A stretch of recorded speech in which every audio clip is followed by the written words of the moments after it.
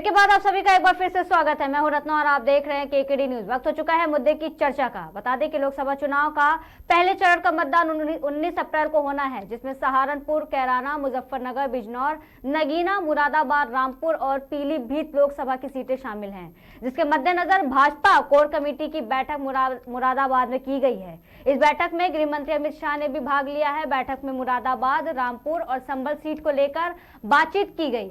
इन सीटों पर विजयी पाने के लिए शाह ने पदाधिकारियों को कई तरह की जानकारियां भी दी।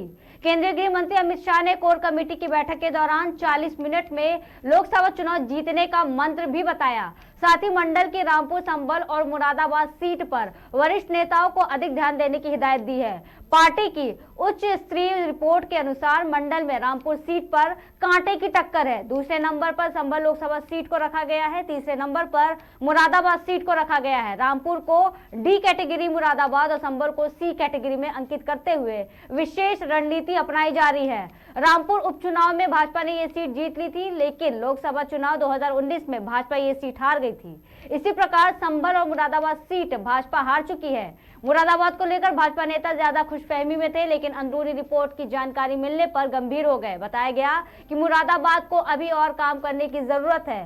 पार्टी लोकसभा चुनाव के दौरान सर्वे कराती रहती है, उनको नए फीडबैक भी मिलते हैं। लोकसभा चुनाव में भाजपा अमरोहा, नगीना और बिजनौर लोकसभा सीट को लेकर ज्यादा चिंतित नहीं है। हालांकि पार्टी के नेता चर्चा कर रहे थे, लेकिन उनका यह कहना था कि इस प्रकार की रिपोर्ट्स बाहर आने पर संबंधित नेताओं के खिलाफ कार्रवाई हो जाएगी। पीलीभीत लोकसभा सीट पर वरुण गांधी के मैदान से हटने के बाद दिग्गजों के बीच मुकाबला दिलचस्प होने के आसार हैं। सियासी मैदान में बसपा के अनीस अहमद खां को छोड़ दिया जाए तो भाजपा के जितिन प्रसाद और सपा के लिए भगवत सरन गंगवार के लिए यहाँ का ये रण बिल्कुल नया है। वहीं केंद्रीय गृह मंत्री अमित शाह ने कहा कि हर बूथ को जीतने के लिए भाजपा कार्यकर्ताओं को गुजरात मॉडल अपनाना होगा। विरोधी दलों के कार्यकर्ताओं को पार्टी से जोड़ेंगे और हर बूथ को जीतने के लिए 300 परिवारों से संपर्क कर प्रधानमंत्री की चिट्ठी भी सौंपेंगे। 4-4 बार संपर्क कर मतदान कराने का भी काम किया जाएगा।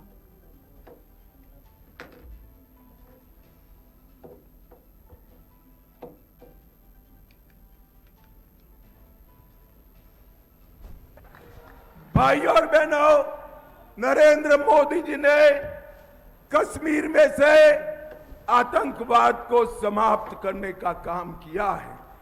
सर्जिकल स्ट्राइक और एयर स्ट्राइक कर पाकिस्तान के घर में घुसकर आतंकवादियों का सफाया करने का काम नरेंद्र मोदी जी ने किया है। भाई और बहनों, ये जो गमंडिया गठबंधन है, अखिलेश यादव जी की पार्टी, कांग्रेस पार्टी, ये कभी नहीं चाहते थे अयोध्या में राम मंदिर बने।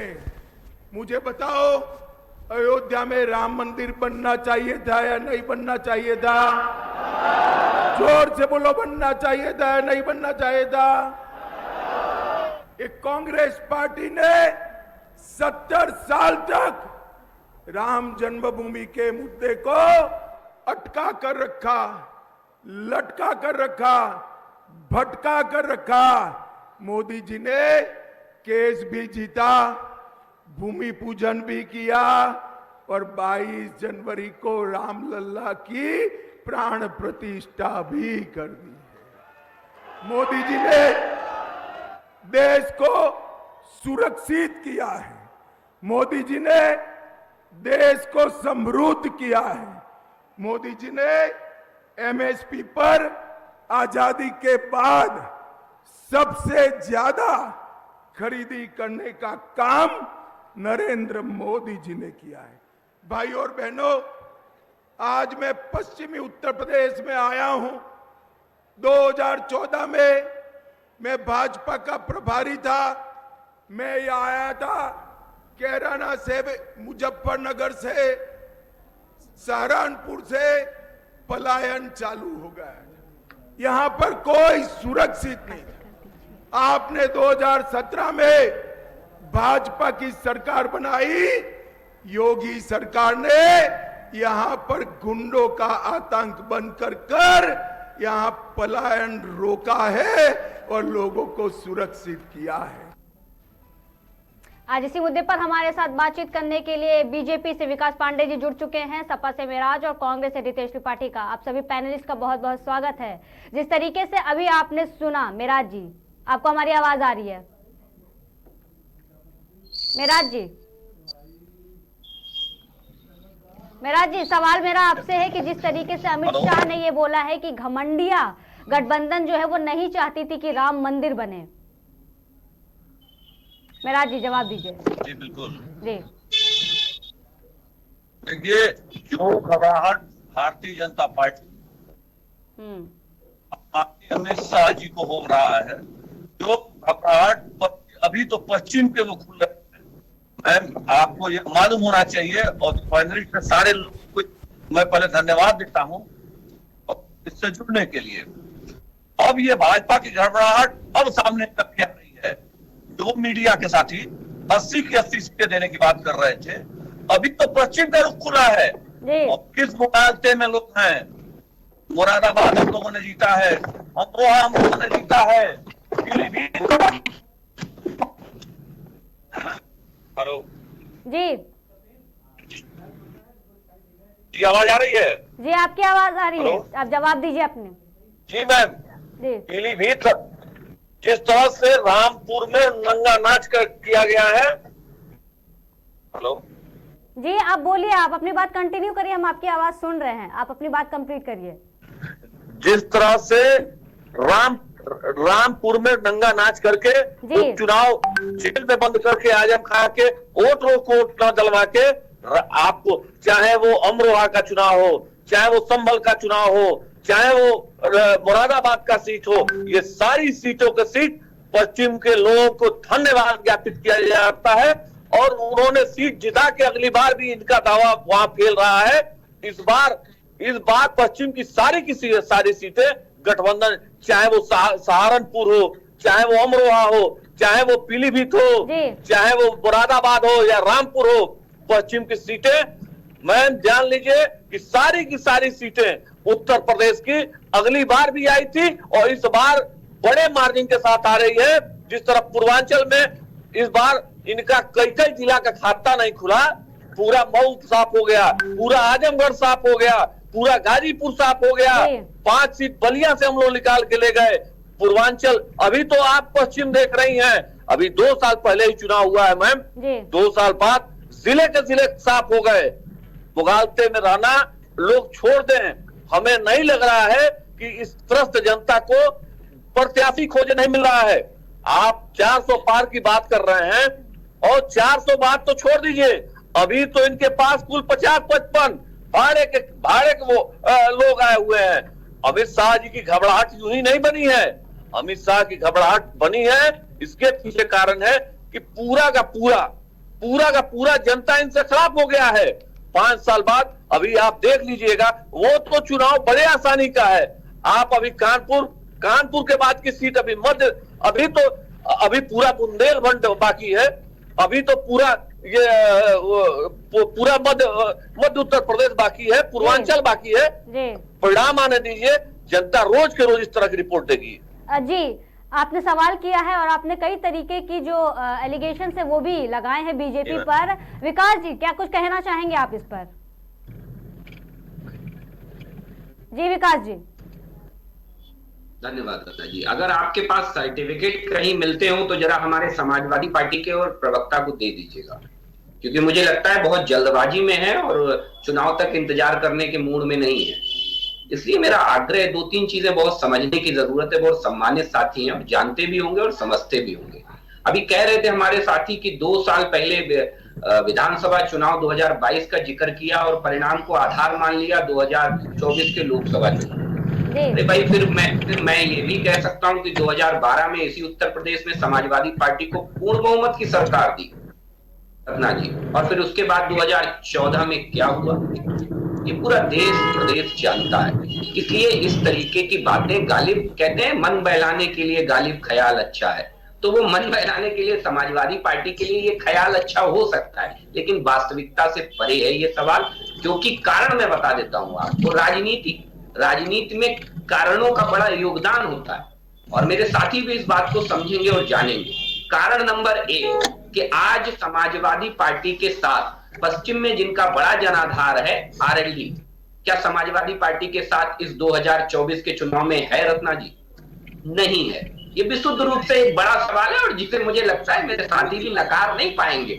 दूसरी चीज, पिछली बार आप बहुजन समाजवादी पार्टी, जो उत्तर प्रदेश के 3 सबसे बड़े राजनीतिक दलों में मुख्य दल है, बहुजन समाज पार्टी, वो आपके साथ थी, आप उसके साथ गठबंधन के साथ चुनाव लड़े, उसके बाद आप परिणाम को आधार बनाते हैं। क्या आज बहुजन समाजवादी पार्टी इनका हिस्सा है? क्या नहीं हिस्सा है। आप देख लीजिए कई ऐसी सीटें, आप अभी ये कह सकते हैं कि आज कांग्रेस हमारे साथ है। कांग्रेस कई ऐसी सीटें हैं जहां पिछले चुनाव में कांग्रेस की जमानत जब्त हो गई थी, उनके पास वोट नहीं है उत्तर प्रदेश के अंदर, ये हम सब बहुत अच्छे से जानते हैं। पूरे उत्तर प्रदेश के अंदर केवल एकमात्र रायबरेली सीट थी जो कांग्रेस पार्टी जीत पाई थी बमुश्किल। उसके बाद स्वयं राहुल गांधी अमेठी जैसा चुनाव हार गए। तमाम तरीके के आरोप आप लगाते हैं रामपुर के उपचुनाव को लेकर के। अरे भाई, आप ये क्यों नहीं स्वीकार करते हैं कि आपकी नाकामियों की वजह से जनता ने भारतीय जनता पार्टी पे विश्वास जताया, और विश्वास जताने के बाद आज हम यहाँ खड़े हैं कि जनता ने किसी भी गैर कांग्रेसी सरकार को पहली बार तो पूर्ण बहुमत दिया और उसके बाद दोबारा उससे भी बड़ा बहुमत दिया। ये कोई छोटी मोटी बात नहीं है रत्ना जी, जिसे मुझे लगता है ये पूरा देश और प्रदेश महसूस कर रहा है। शायद यही कारण है कि हमारे समाजवादी पार्टी के साथी आज तमाम मुगालपते पाले हुए हैं, लेकिन राजनीति आधारों पे होती है, तथ्यों पे होती है, और तथ्य आज इस बात की तरफ इशारा कर रहे हैं कि मुझे लगता नहीं कि आज समाजवादी पार्टी अपना मैनपुरी जैसा गढ़ भी अब बचा पाएगी। जी, ये बहुत बड़ा सवाल है मेराज जी कि जिस तरीके से समाजवादी पार्टी एक के बाद एक जो मुसीबतों में फंस रही है, ऐसा कहा जाता है कि वो जश्न मनाए उससे पहले ही ये कहा जाता है कि उनके पार्टी से कई जो कार्यकर्ता है वो उनका साथ छोड़ देते हैं। इंडिया अलायंस भी काम नहीं आ रहा है कहीं भी आपके, और जो जनता की बात की कि जनता का भरोसा है वो भी कहीं ना कहीं आप जीतने में नाकाम है। मेराज जी। जी मैम, अब मेरे साथी भाजपा के साथी को थोड़ा सा इतिहास का हम के तरफ ले चलते हैं। जी, ले जाइए। आप ये बताइए, मैं इतिहास की तरफ ले जाना चाहता हूँ। ये बताइए, मैं बड़े अदब से पूछना चाह रहा हूँ, अगली बार शिवसेना के साथ इन्होंने महाराष्ट्र में चुनाव जीता है, क्या इस बार इनके साथ है महाराष्ट्र में शिवसेना?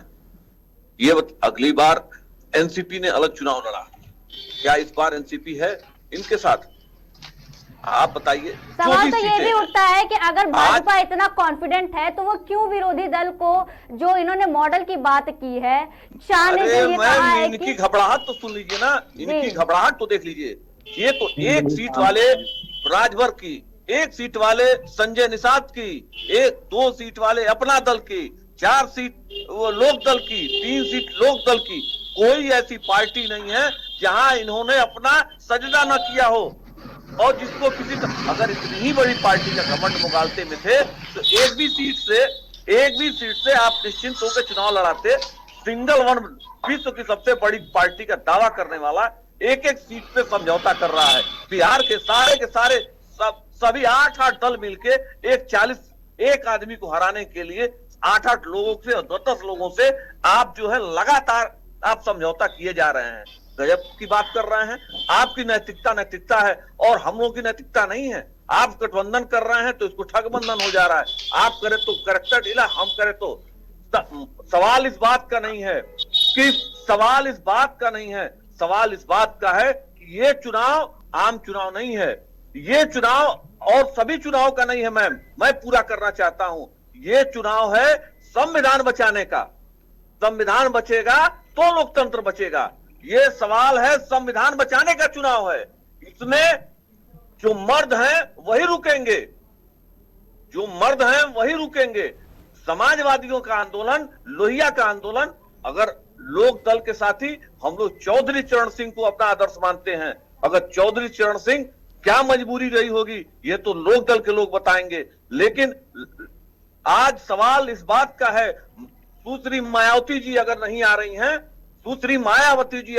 रही हैं, अगर संविधान बाबा साहब के बचाने के लिए नहीं साथ में आ रही हैं, तो ये सवाल उनका है, ये सवाल समाजवादियों का नहीं है। लेकिन आज पूरे देश में ये सवाल आम चुनाव का नहीं है। जिस तरह सारी एजेंसियां मिलके लोकतंत्र की हत्या कर रही हैं। चाहे वो झारखंड का मुख्यमंत्री हो, चाहे वो दिल्ली का मुख्यमंत्री हो, आप अदला से एक प्रत्याशी आ जाए, आप लोग तुरंत उसके पे ईडी और सीडी भेज देंगे।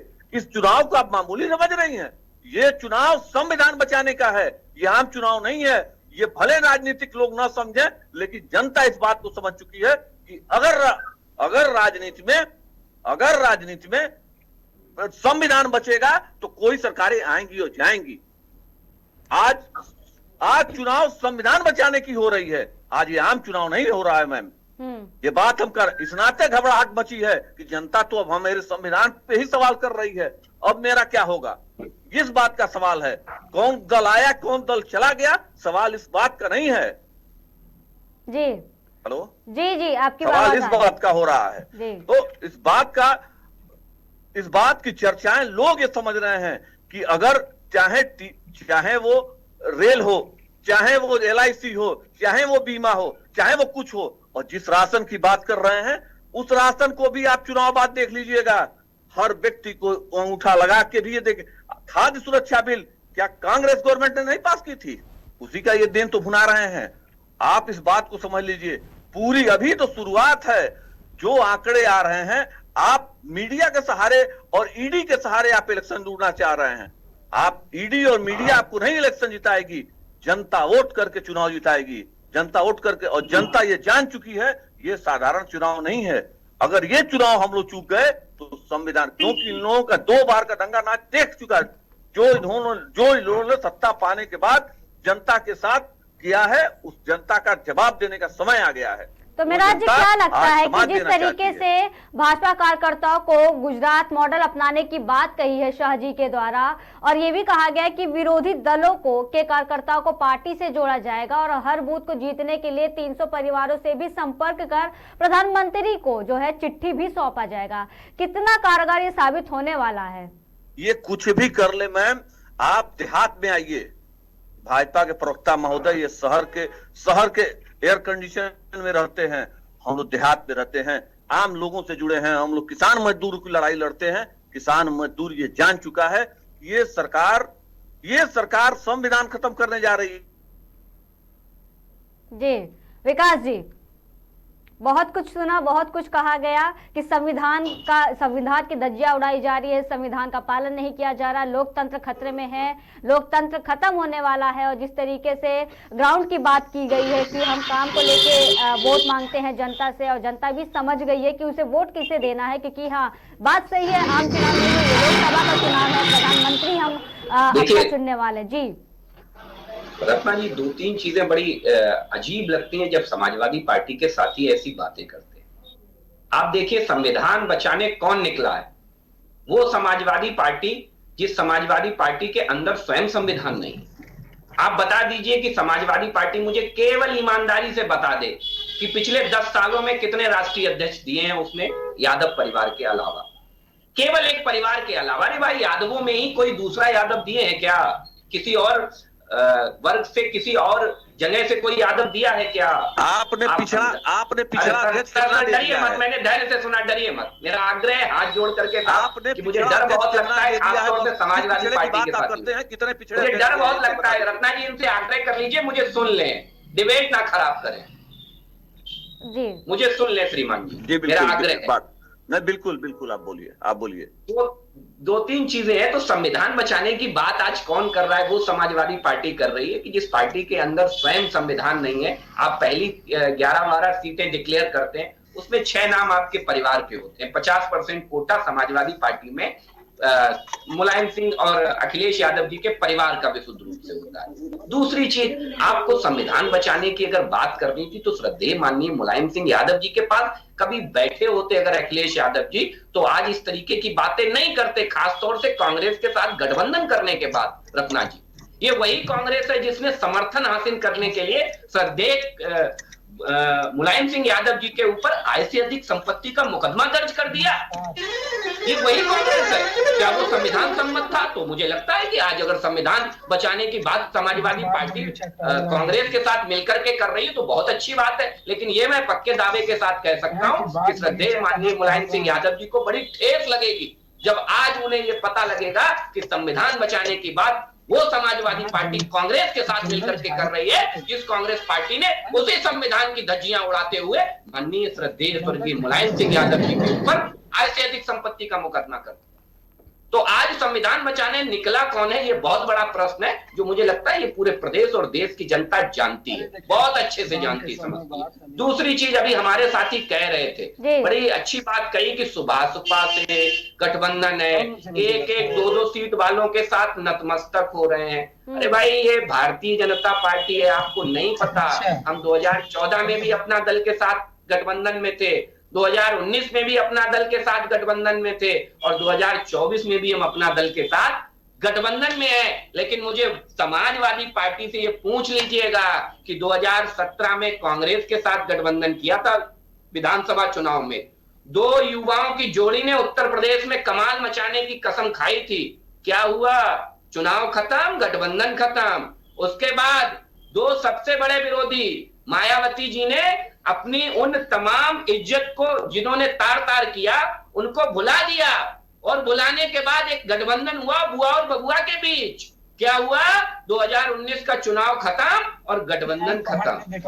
तो ये समाजवादी पार्टी के लोग जब भारतीय जनता पार्टी पे ऐसी बातें करते हैं तो जनता बहुत खिलखिला के हंसती है, और जनता जानती और समझती है। रत्ना जी, यथार्थ में आज भारतीय जनता पार्टी का कार्यकर्ता, जब हमारा नेता ये कहता है कि हम 350 घरों में जाकर के जनसंपर्क करेंगे, हम 350 लोगों से संपर्क करेंगे, हम 370 लोगों, अरे भाई ये हमारे काम करने की पद्धति है। आपके पास तो कार्यकर्ता ही नहीं है, प्राइवेट लिमिटेड पार्टी चलाते हैं आप लोग, एक परिवार की पार्टी है। गिने चुने अगर स्टार प्रचारक भी आप उठा करके देख लेंगे तो मुझे गारंटी करता हूँ पहले 3-4 नामों में केवल परिवार के ही नाम शामिल होंगे। आप देख लीजिएगा इनको उठा करके, चाहे आप कांग्रेस उठा लीजिए, चाहे समाजवादी पार्टी उठा लीजिए, और चाहे आज आप बात करते हैं कि हमारे साथ शिवसेना नहीं है, हमारे साथ एनसीपी नहीं है। अरे भाई, पार्टी तो टूटते बहुत देखी होंगी रत्ना जी, आपने भी राजनीति में, और हमारे साथी ने भी देखी होंगी, लेकिन ऐसा नहीं देखा होगा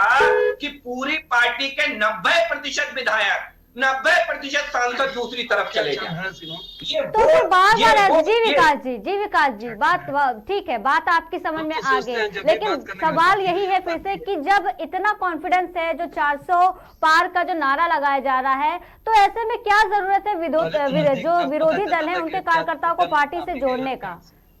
आप तो देखिए, ये भारतीय जनता पार्टी का काम करने का तरीका है रत्ना जी। हमारी विचारधारा से जो भी समर्थन व्यक्त करेगा, हमारी विचारधारा में शामिल होना चाहेगा, हमारी विचारधारा में स्वागत है, ये पहले समझ लीजिए। और ये भारतीय जनता पार्टी में कोई ऐसा नहीं है कि हम अछूते हैं। अरे भाई, हम भी सारे लोग इसी देश में रहते हैं ना, सारे लोग इसी देश में रहते हैं। जो सनातन को मानेगा, जो सनातन में विश्वास रखेगा, वो आएगा भारतीय जनता पार्टी के साथ। अब जो सनातन का विरोध करेगा वो कहां जाएगा, ये पूरा देश जानता है रत्ना जी। ठीक है, ये तय है कि भारतीय जनता पार्टी को किसी को शामिल करने के लिए हमारा विशुद्ध रूप से पैमाना है कि हमारी विचारधारा को मानिए, हमारे कार्यक्रमों को मानिए, हमारे नेतृत्व को स्वीकारिए। जी ठीक है विकास जी हम आएंगे, मेरा जी आपको भी जवाब देने का मौका देंगे हम, लेकिन उससे पहले हमारे संवाददाता शुभम अवस्थी हमारे साथ लखनऊ से जुड़ चुके हैं। शुभम, आपको हमारी आवाज आ रही है? जी, जिस तरीके से लोकसभा चुनाव से पहले बार बार पार्टियों का जो ये आरोप प्रत्यारोप का जो सिलसिला है वो तो बढ़ता ही जा रहा है, और ऐसे में अभी कई आरोप लगाए जा रहे हैं, इंडिया अलायंस काम नहीं आ रहा। वहीं बीजेपी के लिए कहा जाता है कि बीजेपी डर गई है और इस वजह से वो अभी विरोधी दलों को भी शामिल कर रही है। वहीं कांग्रेस ने देश का नाम खराब किया है। मोदी जी लाइव थे बिहार से, उन्होंने कांग्रेस पर जमकर हमला बोला है और कहा है कि लालटेन में युग में ले जाना चाहते हैं, लालू प्रसाद यादव को निशाना बनाया है। क्या कहेंगे इस पर? घटना मैं आपको जानकारी दे दूं कि दूसरे चरण के मतदान नामांकन प्रक्रिया आज से समाप्त कर दी गई। प्रथम चरण के मतदान 20 अप्रैल को उत्तर प्रदेश में होने हैं। इस तरह की सियासी हलचल इस बार लोकसभा चुनाव में चल रही है, काफी दिलचस्प चल रही है। विगत पिछले हफ्ते जिस तरह अखिलेश यादव ने आजम खान से मुलाकात की, उसके बाद मुरादाबाद में जिस तरीके से प्रत्याशियों के नाम बदले गए, उसी तरीके जस्ट कल मेरठ में जिस तरह से प्रत्याशी बदला गया, उसको लेकर समाजवादी पार्टी कार्यालय में आज सुबह बड़ी बैठक हुई। वहीं समाजवादी पार्टी कार्यालय में लगातार अतुल प्रधान का जिस तरह से टिकट मेरठ से काट दिया गया, उसको लेकर कहीं ना कहीं समाजवादी खेमा एक तरफ परेशान था। वहीं जिस तरह से इस बार का लोकसभा चुनाव रखना चल रहा है, मैं आपको बता दूं, बीएसपी ने पूरे समीकरण बदल दिए हैं। पिछली बार की बात बता दूं आपको, 2019 के आंकड़े, जब बीएसपी ने समाजवादी पार्टी के साथ गठबंधन कर चुनाव लड़ा था, तब बहुजन समाजवादी पार्टी की 10 सीटें आई थी, वहीं समाजवादी पार्टी की केवल 5 सीटें आई थी। इस बार जिस तरह इंडिया अलायंस एनडीए से लड़ रहा है, कहीं ना कहीं जिस तरह से जब मायावती प्रत्याशियों की सूची जारी करती हैं, उसके बाद से समाजवादी खेमे में हलचल मच जाती है। लगातार जिस तरह से आवाजें आ रही थी समाजवादी पार्टी में, धीरे धीरे प्रत्याशियों के नामों का ऐलान हो रहा था। बदायूं से जिस तरह से शिवपाल सिंह यादव का नाम आया चर्चा में, उसके पहले धर्मेंद्र यादव का आया, लेकिन अब मीडिया रिपोर्ट में आदित्य यादव का नाम चल रहा है। शिवपाल सिंह यादव अपने बेटे को चुनाव लड़ाना बदायूं से चाहते हैं। जिस तरह से मेहनत से अतुल प्रधान का टिकट काट दिया गया, उसी तरह समाजवादी पार्टी की बात करें, बहुजन समाजवादी पार्टी की बात करें, एनडीए की बात करें, इस बार का लोकसभा चुनाव काफी दिलचस्प होने वाला है। रत्ना जी शुभम, बहुत बहुत शुक्रिया जानकारी देने के लिए। हम आपके पास वापस आएंगे। फिलहाल अगला सवाल मिराज जी से लेते हैं। मिराज जी, जिस तरीके से बार बार जो बदायूं सीट को लेकर के जो हलचल थी, मिराज जी आपको हमारी आवाज आ रही है? बिल्कुल बिल्कुल आ रही है। तो जिस तरीके से शिवपाल यादव ने बिना किसी सहमति से, बिना बातचीत किए अपने बेटे आदित्य का नाम घोषित किया था, पार्टी में ही कहीं ना कहीं चीजों को लेकर के बात बन नहीं रही है और ऐसे में लोकसभा चुनाव जीतना मुश्किल सा लग रहा है। कोई मुश्किल नहीं है मैम, कोई मुश्किल नहीं है। लोकतांत्रिक पार्टी है और इसमें आप हमारे भाजपा के साथी कह रहे थे कि ये दल परिवार की पार्टी है। इन लोग ऐसी बात जब कहते हैं, जब ये लोग ऐसी बातें करते हैं, तो ये माने हंसी की ही बात है। आप जरा बता दीजिए, अभी इन्होंने बिहार में समझौता किया चिराग पासवान से, उनके घर से 6-6 लोग चुनाव लड़ रहे हैं, उनके लोग से 6-6 लोग चुनाव उन्हीं के परिवार से लड़ रहे हैं, कोई दिक्कत नहीं है। मांझी जी चुनाव उनके पुत्र, उनका बेटा लड़ रहा है, कोई दिक्कत नहीं है। उसके बाद आप चलिए, आप यहां आ जाइए उत्तर प्रदेश में, राजभर हैं, उनके पुत्र हैं, संजय निषाद हैं, उनके पुत्र हैं, कोई दिक्कत नहीं है। आप जहां से भी उठा के देख लीजिए। अब आपके आंकड़े में गिनाते चलूं तो शाम हो जाएगी, पता चल रहा है कि जितने एमपी हैं उनके पुत्र हैं या उनके पिता हैं। आप लोग जब कर रहे हैं तो ऐसी कोई बात नहीं है। और जनमत से अगर एक राजनीतिक दल इलेक्शन लड़ रही है, जनमत से एक इलेक्शन लड़ रही है, तो आपको ये बात ऐसा लग रहा है। और रह गया सवाल, हलचल भाजपा के खेमे में मची रही है। आपको मैं बता दें, वहां से अगली बार भी जनता चुनाव जीत के बेची है, इस बार भी जनता चुनाव जीत के भेजेगी और इस बार उससे ज्यादा ऐतिहासिक वोट से चुनाव जीत के भेजेगी। जी, बार बार ये बात कही जाती है, जो इंडिया अलायंस है, इंडिया अलायंस को बार बार ये कहा जाता है कि वो परिवारवाद पे चुनाव लड़ता है, परिवार के लोगों को ही आगे करता है। लेकिन जब सेम चीज बीजेपी करती है तो बीजेपी इस चीज को क्यों नहीं एक्सेप्ट करती है? जी विकास जी, जवाब दीजिए मेराज जी के सवालों का। देखिए मैम, एक बात और, मैं प्लीज 1 मिनट 1 सेकंड में बात खत्म करूं। आप भाई साहब ने सवाल किया था, हमारे भाजपा प्रवक्ता ने, कि भारतीय जनता समाजवादी पार्टी में अध्यक्ष क्यों नहीं बदले जाता।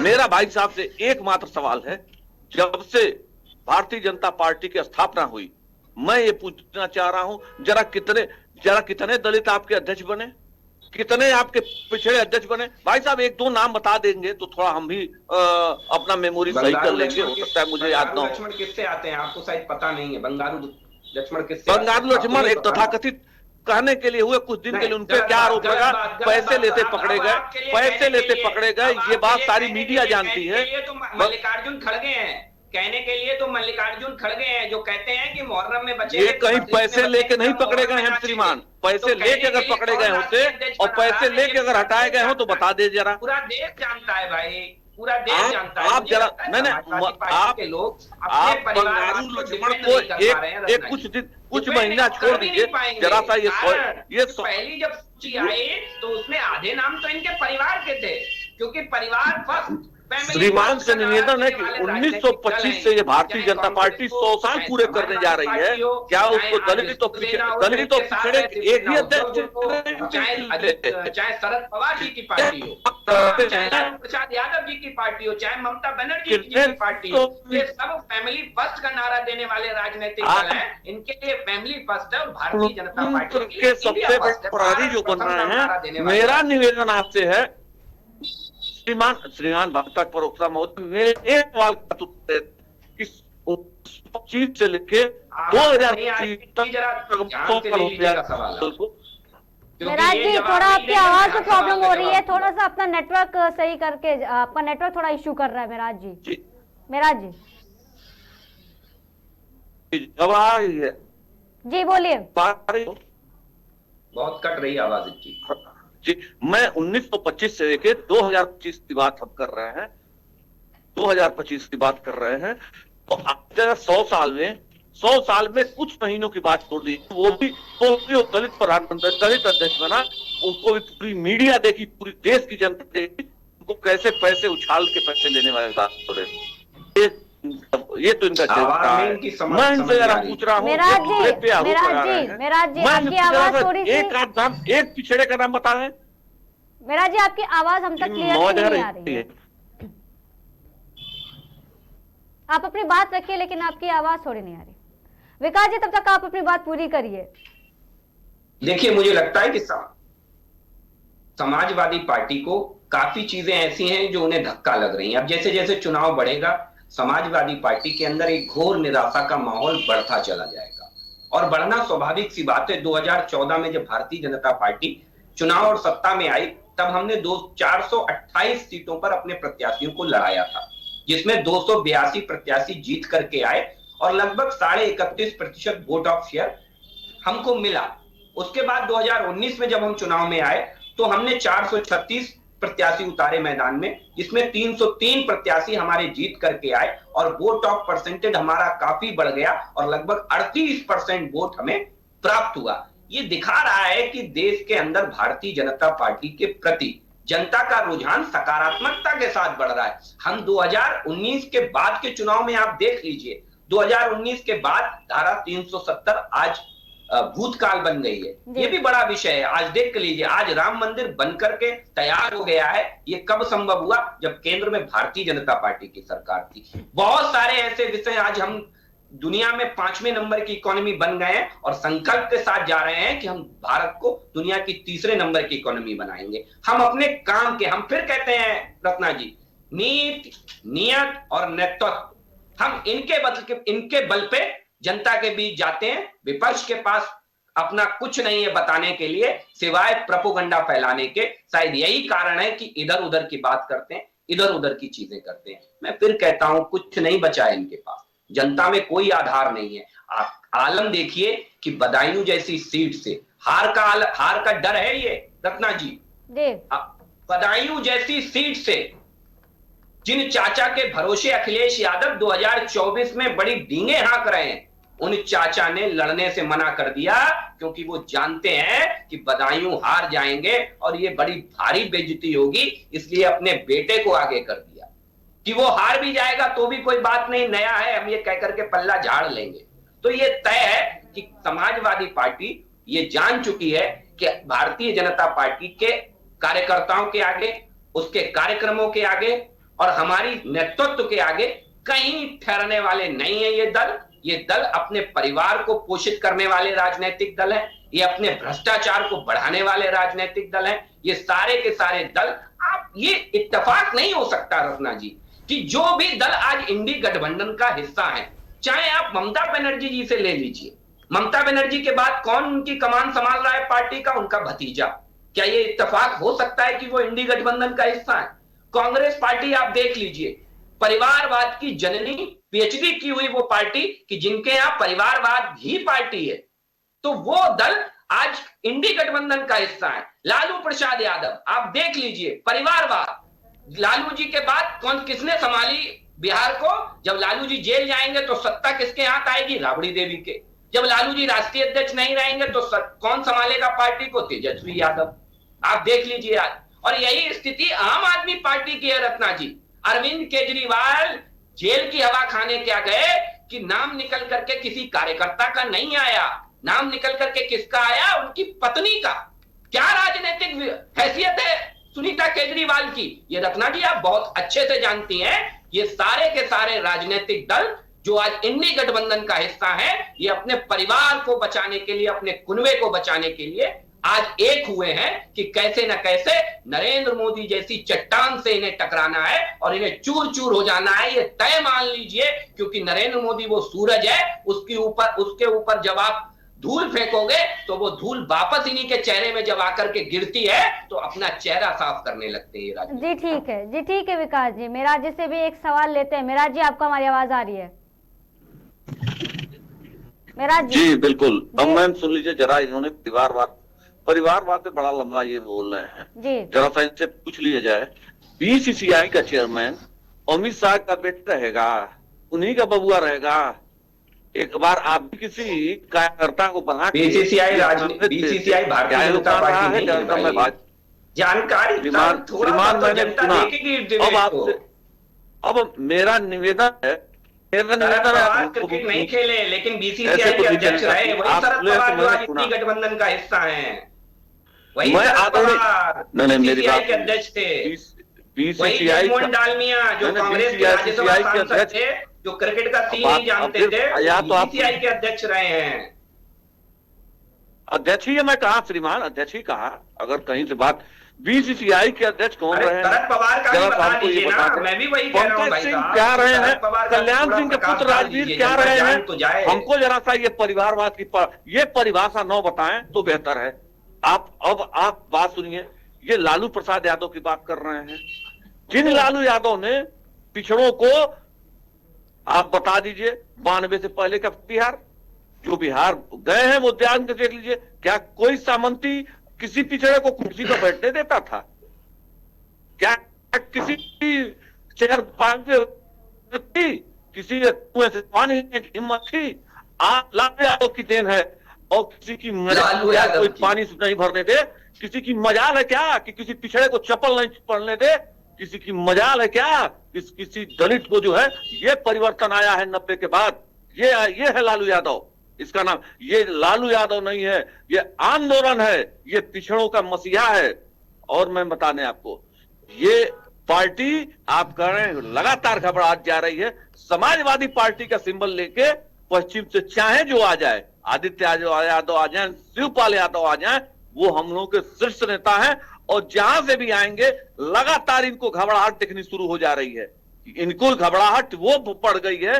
आप चुनाव, मैं बताया, ये चुनाव साधारण नहीं रह गया है कि आप घर से लिखवा के लाएं कि मैं वोट दे दिया हूं।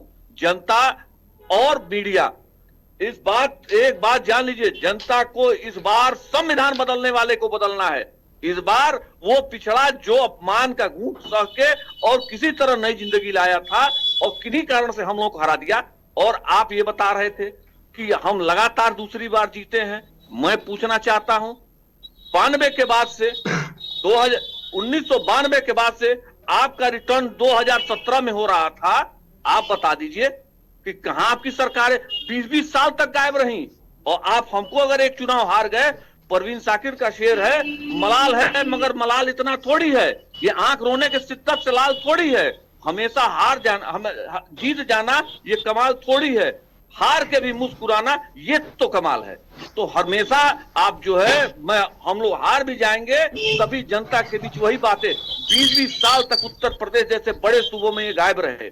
2019 में ये देश की पहली ऐसी सरकार चुनी गई कि मात्र इनके पास 29 से 30% वोट आया, सबसे कम विपक्ष। और ये सारे अभी मैंने बताया कि जितनी भी राजनीतिक दल है अलग अलग तरीके से चुनाव लड़ी। जनता ने इन लोगों पे यकीन नहीं किया, जनता ने आप लोगों पे यकीन किया और हम लोगों को विपक्ष में बैठाया। जनता का आदेश सर माथे पे। लेकिन मैं पूछना चाहता हूं, अब वो जनता ये दोबारा चुनाव जीत के और अपने आप को ठगा महसूस कर रही है और टकटकी लगाए ये विपक्ष को देख रही है कि IIT, IIM, आप बता दिए कितनी संस्थाएं ये बनवा दिए कि आज जितने भी विदेश से लोग जा रहे हैं और जितने भी ये काम हुआ है, आप नए काम आप बता दीजिए, कितने यूनिवर्सिटी खोले हैं आप, कितने क्या किए हैं? आप सिर्फ और सिर्फ आप एक कोई ऐसा कानून नहीं बताए हैं, राइट टू उसका सूचना का अधिकार कांग्रेस की देन है, और उस समय जो गठबंधन था उसकी देन है। आपसे मैं ये बताना चाह रहा हूं, लगातार इनका मत प्रतिशत गिरा है, और श्रद्धेय अटल जी की आत्मा जहां भी होगी कोसती थी। क्या उन्होंने नहीं कहा था कि ये सरकार जो है राजधर्म का पालन नहीं कर रही है? ये उन्हीं का कथन है, ये मेरा कथन नहीं है। क्या श्रद्धेय अटल जी का ये बयान नहीं है, जिसको हम सभी अपना नेता मानते हैं? और उनके वो कभी चुनाव जीतने के लिए और किन्हीं राज्यों के लिए इस तरह के कभी शब्दों और इस सब तरह का जो आज चुनाव चल रहा है, ये संविधान बचाने की बात चल रही है। और माननीय अटल जी अगर धरती पे होते तो सरकार से इस्तीफा दिलवा दिए होते। मैं इतना विश्वास के साथ कह रहा हूं कि जो ये काम कर रहे हैं लोग, आप बताइए, लगातार ये पार्टी के लोग इस तरह की बात कर रहे हैं। गजब हाल है भाई। ऐसा पार्टी और ऐसी लोग, सरकार ही मालिक है। अब उसमें बहुत घबराने की बात नहीं है। अब तो सर के बाल छीले ही जा रहे हैं, गिनती हो ही जाएगी। अब तो पूर्वांचल, अब पश्चिम से शुरू हो रहा है। एक एक घर, अब ये लोग नतमस्तक भी हो जाए तो जनता बनाएगी। और को हटा का जो उन्होंने सबको, सारे विपक्ष को जो जेल भेज दिए, सारे लोगों को जो जेल भेज दिए, विपक्ष का आने दीजिए। इलेक्शन आ रहा है, धीरे धीरे सारी कलई खुल रही है। ये तो विपक्ष बार बार कहता है कि जिस तरीके से अगर कोई स्ट्रांग कैंडिडेट अगर सरकार के खिलाफ खड़ा हो जाता है तो उसको ईडी सीबीआई का इसकी धमकी दी जाती है, डराया धमकाया जाता है और उसे चुप करा दिया जाता है। जिस तरीके से सीएम केजरीवाल, दिल्ली के मुख्यमंत्री, उनकी गिरफ्तारी हुई है, और फिर हेमंत सोरेन का जो केस था, और अब जब उनकी पत्नियां आ रही है मैदान में, तो ऐसे में परिवारवाद का बार बार मुद्दा उठता है। जी विकास जी। देखिए रत्ना जी, उनके पांव के नीचे जमी नहीं है, और कमाल देखिए कि उनको यकीन नहीं है। समाजवादी पार्टी के आधार खत्म हो चुका है इस उत्तर प्रदेश के अंदर। कारण, आपने बदायूं में प्रत्याशी बदल रहे हैं, मुरादाबाद में प्रत्याशी बदल दिए, मेरठ में 3-3 बार प्रत्याशी बदलेंगे, उसके बाद बागपत में आप प्रत्याशी बदलेंगे। तो ये तो अल्टूराम और पलटूराम पार्टी के लोग हैं, तो ये अलट पलट करने में विश्वास रखते हैं। तो अभी अलट पलट में ही बिजी हैं, चुनाव तब तक हो जाएगा, ये अलटते पलटते रहेंगे, इनके पास कुछ नहीं है। आज रामपुर के चचा जान का हाल लेने गए, बेचारे इतने साल जेल में रहे, कभी हाल लेने नहीं गए श्रीमान अखिलेश यादव जी। इसी का रोना रो रहे थे ना वो। उन्होंने इसीलिए कहा था ना कि उन्होंने इनकार कर दिया था अखिलेश यादव से मिलने से, याद कर लीजिए वो दौर। लेकिन आज चुनाव आया तो रामपुर के चचा जान भी याद आ गए। लेकिन ये सब देश और प्रदेश की जनता जानती और समझती है। दूसरी चीज, सरकारों को लेकर के जब इस तरीके की बात होती है रत्ना जी, तो सरकारें पूर्व में भी रही हैं। ऐसी सरकारें इस देश में देखी हैं कि जिन सरकारों की संस्कृति दंगा संस्कृति बन गई थी इसी उत्तर प्रदेश में। 300 से ज्यादा मुजफ्फरनगर, शामली, मेरठ, अमरोहा, इन्हें दंगा कैपिटल तक कह दिया गया। ये किसकी सरकारों में हुआ? आज अमन चैन के साथ पश्चिमी उत्तर प्रदेश रह रहा है। ये कब संभव हुआ? जब प्रदेश के अंदर और देश के अंदर भारतीय जनता पार्टी की सरकार है। यह भी तो इनके देखने की बात है। इनके चश्मे से आप देखिए, सावन के अंदर को हरा हरा दिखता है, तो परिवारवादी पार्टी के लोगों को तो हर तरफ अपना परिवार दिख रहा है। अरे भाई, आप कन्नौज से अभी तक अपना प्रत्याशी नहीं उतार पाए, जो वो कन्नौज है रत्ना जी, जिस कन्नौज को अखिलेश यादव अपना दूसरा घर कहते हैं। क्यों? क्योंकि अखिलेश यादव भी धड़कने बढ़ी हुई है, जानते हैं कि वो कन्नौज से हार सकते हैं, इसलिए डर के मारे कन्नौज नहीं लड़ने आ रहे हैं अखिलेश यादव। डर की वजह से शिवपाल जी ने पाला बदल लिए, अपने लड़के को आगे कर दिया। एक डर है, ये डर नहीं है तो और क्या है रत्ना जी? आप बहुत लेकिन शिवपाल जी का कहना है कि उन्होंने आदित्य जी का नाम इसलिए आगे किया है क्योंकि वो चाहते हैं कि देश का युवा आगे बढ़े, एक इंस्पिरेशन हो, इस वजह से आदित्य यादव का नाम है। देश का युवा अतुल प्रधान के रूप में आगे नहीं बढ़ सकता है, टिकट बदल देंगे। देश का युवा, इनके यहाँ अन्य लोग भी हैं, अभिषेक मिश्रा हैं, उनके रूप में आगे नहीं बढ़ सकता है। देश का युवा बढ़ेगा तो रामगोपाल के पुत्र के रूप में, देश का युवा आगे बढ़ेगा तो शिवपाल जी के पुत्र के रूप में, देश का युवा इनके रूप में आगे बढ़ेगा। यही मैंने कहा था। ये अभी अपने ही बात पर स्वयं आते चले जाएंगे। जनता बहुत अच्छे से जानती है इन राजनीतिक दलों को, और शायद आज इनकी वास्तु स्थिति जनता बहुत अच्छे से जान गई है रत्ना जी। यही कारण है, आप कहते हो मेरा परसेंटेज, पहली बात तो आंकड़े दुरुस्त कर आया करिए, मेरा आग्रह है, थोड़ा जानकारी कर लीजिए। 2019 में भारतीय जनता पार्टी को लगभग 31.5% वोट मिला था और 2019 में हमें 38% वोट मिला इस देश के अंदर और 330 सीटें जीत करके आए। दर्द यही है, हम वो राजनीतिक दल हैं रत्ना जी जिन्होंने विपक्ष से और संघर्ष से सत्ता तक का सफर तय किया है। हम जानते हैं अंत्योदय क्या होता है, हम जानते हैं कार्यकर्ता की पीड़ा क्या होती है, हम जानते हैं आम जनता को क्या जरूरत है, क्योंकि हमने वो सब देखा है अपनी इन्हीं आंखों से। चाहे श्रद्धेय अटल बिहारी वाजपेयी हो, चाहे डॉक्टर श्यामा प्रसाद मुखर्जी हो, चाहे लाल कृष्ण आडवाणी जी हो। हमारा राजनीतिक आधार है, राजनीतिक दर्शन है एकात्म मानववाद। इन राजनीतिक दलों के पास कोई आधार है ही नहीं। एक तरफ पीडीए ले आएंगे और इन्हें यही नहीं मालूम जिन लोहिया की विरासत को आप आगे बढ़ा रहे हो वो इस पीडीए के श्रीमान अखिलेश यादव के राजनीतिक पीडीए के सबसे बड़े विरोधी थे, श्रद्धेय लोहिया जी। उन्होंने कहा था जाति तोड़ो समाज जोड़ो। अखिलेश यादव जी क्या कहते हैं? सत्ता जोड़ो समाज तोड़ो। तोड़ो समाज, कोई दिक्कत नहीं है समाज टूट जाए, लेकिन सत्ता जुड़ जाए कैसे भी करके, चाहे कांग्रेस से गठबंधन करना पड़े, जिन्होंने श्रद्धेय मुलायम सिंह यादव जी के ऊपर एफआईआर दर्ज करा दी और उन्हें विवश होकर के समर्थन देना पड़ा कांग्रेस को, और चाहे अन्य कोई विषय रहा हो, लेकिन केन प्रकारेण सत्ता आ जाए। यही तो मैं कहता हूं कि ये अपने विचारों से भटके हुए राजनीतिक दल हैं, चाहे आज समाजवादी पार्टी हो और चाहे अन्य कोई राजनीतिक दल हो। भारतीय जनता पार्टी विशुद्ध रूप से, मैं फिर कहता हूं आपसे, हम जनता को केंद्र में रख करके काम करने में विश्वास रखते। मैं गारंटी के साथ एक बात कहता हूं रत्ना जी, आप लिख करके रख लीजिए, ये दो चीजें हैं जिनके आगे पूरा विपक्ष आज नतमस्तक है। एक है भारतीय जनता पार्टी और दूसरा है मोदी जी की गारंटी। इन दो चीजों के आगे पूरा विपक्ष आज नतमस्तक खड़ा हुआ है, किसी की कोई चल नहीं रही है, क्योंकि जनता उस बयार में आज उनके साथ चल रही है। जी बहुत बहुत शुक्रिया विकास जी, आपने सवालों का जवाब दिया। बहुत बहुत शुक्रिया मेराज जी, आप दोनों का हमारे साथ जुड़ने के लिए, मुद्दे की चर्चा में बातचीत करने के लिए। वहीं आपको बता दें कि विपक्ष पर बार बार उम्मीदवार ना घोषित करने का बार बार ये एलिगेशन लगता है कि जो पार्टियां हैं, जो सरकार है, बीजेपी है, वो अपना विपक्ष जो उम्मीदवार है वो घोषित कर रही है, लेकिन वही अलायंस है, विपक्ष पार्टियां अपना उम्मीदवार घोषित भी नहीं कर पा रही हैं। बार बार अपना जो है लोकसभा सीटों से उम्मीदवार बदल रहे हैं और अपने काम पर भरोसा एक तरफ दिखा रही है बीजेपी, जो 400 पार का नारा बहुत ही कॉन्फिडेंस के साथ लगा रही है। लेकिन बार बार ये भी सवाल उठता है कि अगर उनको इतना कॉन्फिडेंस है तो उनको दूसरी पार्टियों के पास क्यों जाना पड़ रहा है। वहीं आपको बता दें कि 17 लोकसभा क्षेत्र के लोग शामिल हुए हैं इसमें, जहां केंद्रीय गृह मंत्री की बैठक में जो बैठक की गई थी उसमें मुरादाबाद, रामपुर, नगीना, बिजनौर, सहारनपुर, बुलंदशहर, कैराना, मुजफ्फरनगर, मेरठ, अमरोहा, बागपत, गाजियाबाद, नोएडा, बुलंदशहर, अलीगढ़ और मथुरा सहित 17 लोकसभा क्षेत्र की कोर कमेटी के लोग शामिल हुए हैं। जहां बता दें कि अब नई जमीन पर दिग्गजों का मुकाबला देखना काफी दिलचस्प हो रहा है, और क्यों ना हो, क्योंकि बता दें कि भाजपा ने जहां एक तरफ जितिन को मौका दिया है तो वहीं ने सपा ने पिछड़ा और बसपा ने मुस्लिम चेहरे पर दाव लगाया है।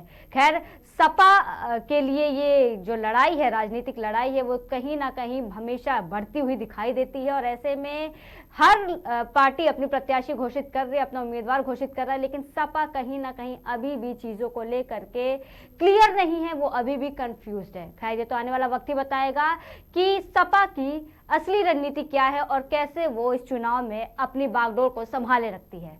फिलहाल के लिए दीजिए इजाजत, देखते रहिए केकेडी न्यूज।